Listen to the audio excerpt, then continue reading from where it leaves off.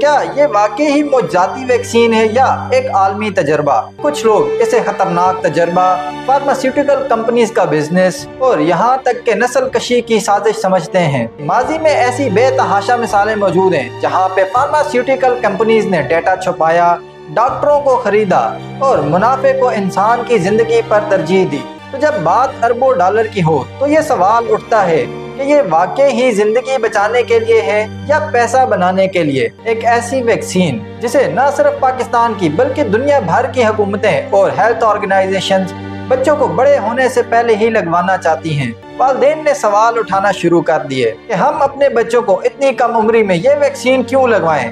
کہ ویکسین آبادی کنٹرول کرنے کا خفیہ ہتھیار ہے، ہر منٹ میں ایک عورت کی موت۔ والدین اس پر بات ہی نہیں کرنا چاہتے کہ یہ ویکسین زیادہ تر لڑکیوں کو ہی کیوں لگوائی جا رہی ہے، لیکن یہ خاموشی مہلک ثابت ہو سکتی ہے۔ یاد رکھیں، انقلاب ہمیشہ شکوک، دشمنوں اور ڈر کے ساتھ آتا ہے۔ اب سوال یہ ہے کہ کیا آپ اپنی زندگی کا فیصلہ خوف پر چھوڑ دیں گے یا حقیقت پر؟